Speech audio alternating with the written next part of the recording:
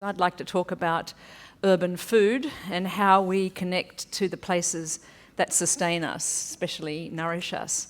And I think we have to think not just about our eco-city, but the hinterland within which we're placed as well when we come to think about that.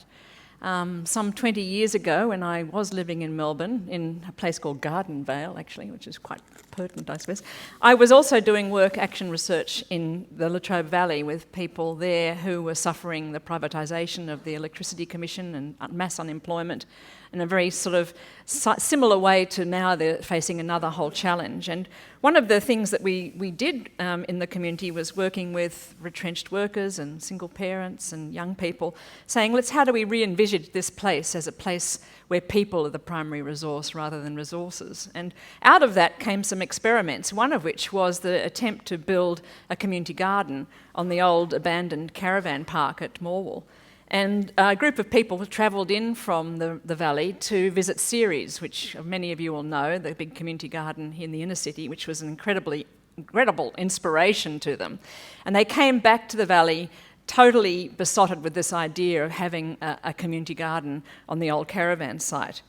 There were a lot of naysayers in the community. Many people said, well, why do you need a community garden? Everyone has gardens here already. So at that point, there was still no conception that a community garden had many other functions, not just the fact that you would produce food, although that's an important one. In fact, the project kind of fell into disarray. It didn't really get further than the beginnings, partly because people got obsessed with a design. They wanted something that was going to look beautiful, like the Ceres one did, and the design took over. We couldn't get things had to get fenced to get the water, all the bureaucratic issues. Really, in retrospect, we should have just started digging and producing food and giving it to the food bank and not worrying about it. But since that's happened, 20 years later, now I see Melbourne everywhere, community gardens. I was at a session today at the EcoCity conference. There's 17 just in Darebin and Moreland and so on. They're everywhere, and all over the world, people are starting to work locally to garden together, to produce food, to share food, to distribute food. And I think we should first keep in touch with that sense of our hinterland, but let's look at what we can do around this idea of food production and food systems. So if I were to imagine a future for Melbourne, it might look something like this. More and more of these kinds of community gardens that are producing places for people to put their hands in the soil, to get out in the sun, to work together for a kind of, in a convivial way, to connect with the seasons, to connect with growing. And this is happening already, but I'd also like to see these kinds of activities linked in to other ways of starting to live in cities in a more livable and self-sustaining way. If we just focus on the garden as itself, it's all very nice, but really we have to start thinking about changing the way in which we're living, how we're working, how we're spending our time. And this project in Paris that I've had a bit to do with has been an attempt to try and revision how we might build eco-cities within cities. It's on the outskirts of Paris, in a place called Coulombe, which is where the 1924 Olympics was held, and so then after that, a residential development began in the 20s, and more recently, high-rise towers that house a lot of immigrants and poorer residents. And this group of architects began a project called Urban, urban, so that playing on this notion of rural-urban, resilience urban, recycle urban. The idea was to reclaim some land that the municipality gave them, to build an agro-cité, a place where people could have community gardens, but also an urban farm that could produce food that would be sold or distributed to the community. But in connection to that, they also wanted to build other networks, a recycling and maker space where people could play with repairing things or producing new products using 3D printers and so on. And also a housing site, a community land trust with cooperative housing. So we could start to see a community economy emerging where food would be connected to different kinds of working, whether it was volunteering or cooperating or sharing, and maker spaces could help to provide work for other people doing things for others or just repairing things for themselves.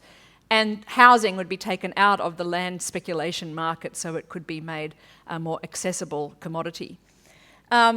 Two of these things emerged, and these pictures are of the kind of change that took place on a block of land that the municipality gave the project.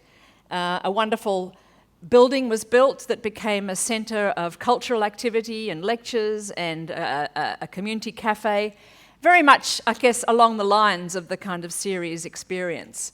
And this is the attempt to take back the streets and build a makerspace which had accommodation for an artist and a designer and became a site for people, repair cafes and this kind of thing. So what I'm interested in here, because I'm interested in taking back economies to make them sites where we can ethically negotiate how do we survive well. What kind of work are we doing?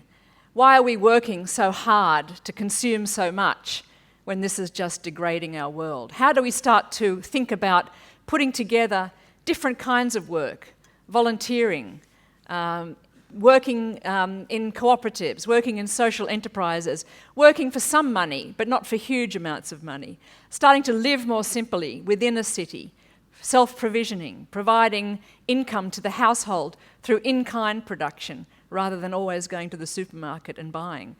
If we take housing out of this commodity stream, we can also access it much more cheaply. And this is a way to start to downsize our lives and our ecological footprint within the city.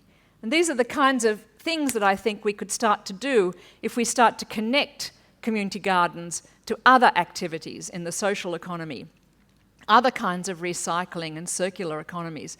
And I think we have many opportunities now because people are engaged in these kinds of projects, and many municipal councils in Melbourne are supporting these activities. But we have to move beyond just this one plot or these one issues. We can become more engaged with others, more active citizens through community gardens, but that can be the step towards taking back more aspects of our economic life and also starting to live in our cities in a more ecological way.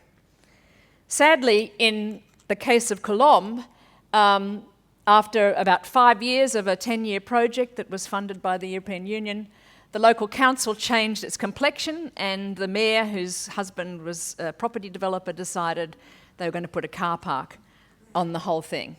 And there was a massive campaign, an international campaign, in fact, even in The Guardian, to try and save the Rurban project, because it had been a prototype, really, for urban design that many people were interested in. But it lost, and a car park has now been put onto this site. The road has been reclaimed, taken, and so. But interestingly, part of the design of this project was to build mobility into it. All the buildings were designed to be taken apart. They were all built out of recycled materials, but they were designed to be demounted.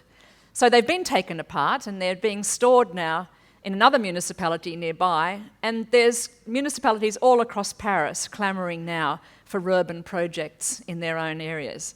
This particular site has been lost for the moment, but the knowledge of commoning the land, commoning the space, and starting to build a community of commoners, people who can start to benefit from the work they're doing, share the work they're doing, and that knowledge is still there, and the knowledge is going to spread.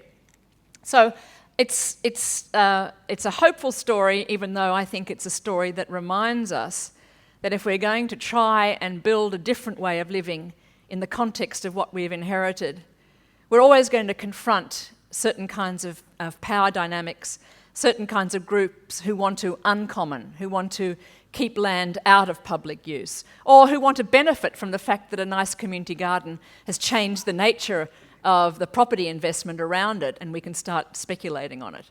We have to be aware that these kinds of power dynamics exist, and any building of an eco-city is not going to be easy. It's going to be a struggle, but it's not a struggle that we can't win. We have to win. We have to change the way we're living. And I think as people in Melbourne, we have to be thinking about the people in the Latrobe Valley at the same time, the people in Shepparton. We can't just go ahead producing an eco-city without bringing the rest of our hinterland that's still providing a lot of the food for us that we live on with us. So that's the kind of image, I think, and the agenda I'd like to see us advancing in the next few decades. Thank you. Thank you, Katherine.